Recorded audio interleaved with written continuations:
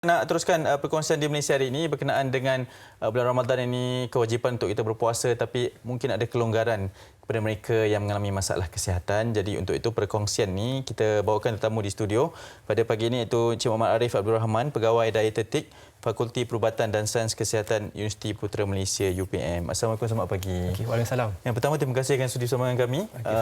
Diharap Encik Muhammad Arif kekal sihatlah ya kan, terutama dalam musim PKPB ni. Mungkin yang pertama selaku pengenalan pendahuluan. Kita tahu puasa ini adalah satu kewajipan, tapi ada kelonggaran kepada mereka yang mengalami masalah kesihatan. Selaku seorang dietitian kepada mereka yang mengalami masalah-masalah sakit kronik, seperti sakit jantung, diabetes dan sebagainya. Apa sebenarnya keadaan mereka untuk berpuasa? Okey, terima kasih atas soalan yang diberikan. Okey, kalau kita tengok pesakit ni sebenarnya diorang kena tahu diorang ni kategori risiko yang macam mana. Kalau pesakit diabetes jenis 2 yang kita katakan gula dia terlampau tinggi, ataupun gula dia banyak kali episod gula dia terlalu rendah. Ini dan juga pesakit buah pinggang yang menjalani dialisis. Ini kita kategorikan sebagai pesakit yang berisiko sangat tinggilah, di mana pesakit ini sebenarnya tak perlu berpuasa. Tapi suka saya kongsikan, walaupun mereka ini tidak perlu berpuasa, tapi ada kajian dalam negara dan juga luar negara menyatakan hampir 60% sebenarnya pesakit ini walaupun diorang tahu diorang tak perlu berpuasa, tapi diorang berpuasa sekurang-kurangnya 15 hari di bulan Ramadan. Jadi apa yang penting sebenarnya adalah pesakit-pesakit ini, jika mereka betul-betul rasa mampu berpuasa ataupun teringin nak berpuasa, mereka kena berbincang dengan doktor sama ada mereka selamat ataupun perlu untuk berpuasa. Hal ini kerana untuk mereka ready kalau apa-apa simptom berlaku ke waktu mereka puasa, mereka tahu bila waktunya untuk mereka batalkan puasa mereka. Okey, baik. Dan ini bergantung, saya nak merujuk kepada doktor terlebih dahulu. Jadi saranan selaku seorang dietetik ini, antara pengambilan ubat di bulan puasa ini juga masih diteruskan atau boleh mengambil ubat sewaktu berbuka sebab berbuka saja atau bagaimana? Okey, sebenarnya ubat ubat sebenarnya adalah salah satu bentuk rawatan juga untuk pesakit-pesakit yang mempunyai masalah kronik ni. Sepatutnya ubat kena diteruskan. Tapi ubat, sebarang perubahan dos ataupun penghentian ubat ataupun kita kata penambahan ubat, cara makan ubat kena dibincang terlebih dahulu dengan doktor dan juga ahli farmasi. Sekiranya mereka mengubah dos sesuka hati ataupun menghentikan ubat sesuka hati, ini boleh menyebabkan risiko dan komplikasi mereka lebih tinggi untuk mengalami sakit yang lebih teruklah semasa berpuasa. Jadi tadi dah cakap ada yang dinasihatkan untuk tidak terus berpuasa, mengikut level-level mereka, tahap kronik mereka ini. Tapi ada juga yang boleh berpuasa. Jadi bagaimana diet mereka sepanjang bulan Ramadan ini? Sahurnya, berbukanya, mungkin berbeza dengan yang normal atau bagaimana? Okey, sekiranya mereka betul-betul nak berpuasa and then dah jumpa doktor and then doktor pun kata okey boleh berpuasa. So jadi inilah datangnya tugas kami lah sebagai pegawai dietetik untuk berbincang apa dia pemakanan yang terbaik untuk mereka. Semestinya ada perubahan yang utamalah. Terutamanya sebagai contoh saya berikan kepada pesakit diabetes lah, kencing manis. Perkara pertama yang penting sekali adalah mereka kena jaga waktu sahur dan juga jaga waktu buka. Sepatutnya mereka kena melewat-lewatkan sahur dan juga mempercepatkan buka.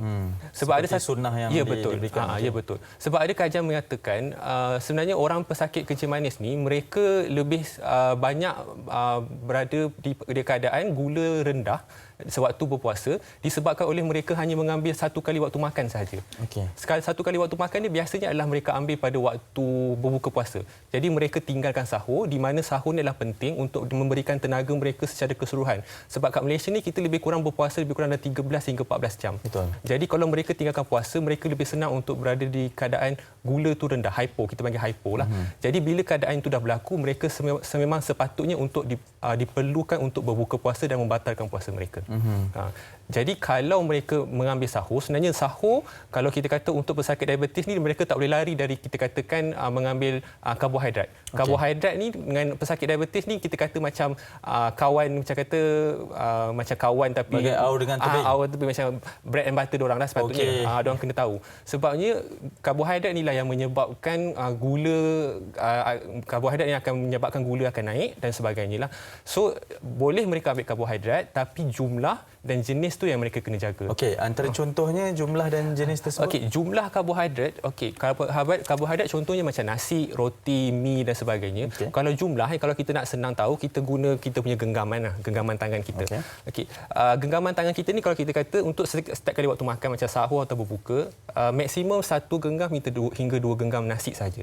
Itu sahaja kita benarkan. And then kita gerak kepada jenis pula. Jenis tu kita sarankan ambil kepada yang jenis yang tinggi serat dan juga rendah gliksemik. Di mana jenis ni tinggi serat dan rendah gliksemik ni dia akan menyebabkan gula tu dikeluarkan secara perlahan-lahan dan boleh menyebabkan gula tu lebih cantik. Dan contoh-contoh jenis yang tinggi serat dan juga rendah gliksemik ni contohnya macam beras perang, roti wholemeal, dan juga kena tambah juga dengan ambil pengambilan sayur yang lebih.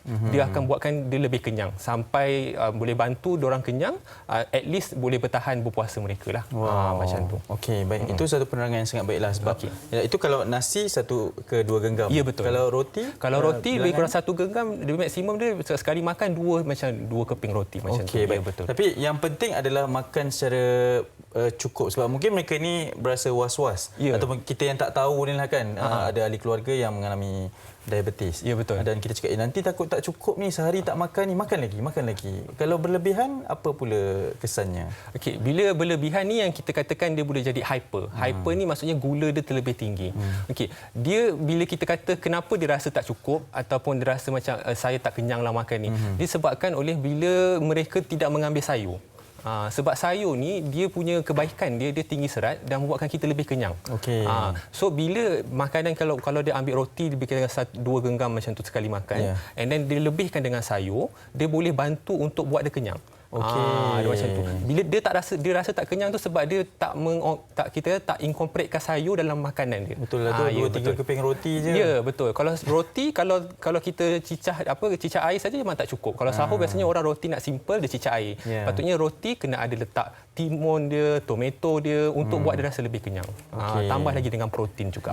Kita pelbagaikan dan supaya segala serat tu cukup dalam badan. Ya, betul. Baik, mungkin yang terakhirnya nasihat dan juga apa sahaja perkara yang boleh diberikan kepada penonton, mungkin mereka yang menonton sebagai panduan untuk mereka berpuasa juga pada bulan Ramadan ni. Silakan. Okey, bagi saya puasa ni memang kita katakan adalah suatu tuntutanlah kepada semua umat Islam.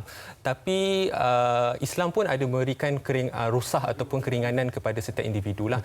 Jadi bagi pesakit-pesakit yang kita katakan mempunyai masalah kronik ni, mereka sebenarnya adalah kategori yang diberikan rusah di mana mereka boleh untuk tidak berpuasa, sama ada mereka tidak puasa dengan menggantikan puasa ataupun memadai dengan bayar fidyah saja.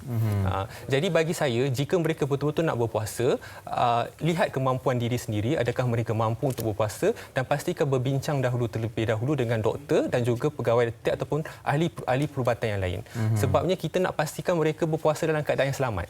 Kita tak nak mereka berpuasa, dia terlalu fokus nak berpuasa tapi mereka mengabaikan keselamatan diri mereka sendiri. Betul, yang penting keselamatan. Ya, keselamatan diri. Itu juga tuntutan dalam Islam. Ya, betul. Okey, Encik Muhammad Arif Abdul Rahman, pegawai dietetik Fakulti Perubatan dan Sains Kesihatan UPM. Terima kasih kerana sudi bersama kami. Selepas ini masuk ofis saya. Sebab semua orang dah tengok dah. Baik, selamat berpuasa juga kita ucapkan. Kita nak berhenti rehat seketika di MSI. Selepas ini ada satu lagi perkongsian berkenaan dengan juadah. Mungkin terlampau awal pagi lah, tapi ini tepung pelita wajib untuk kita bincangkan. Di MSI selepas ini.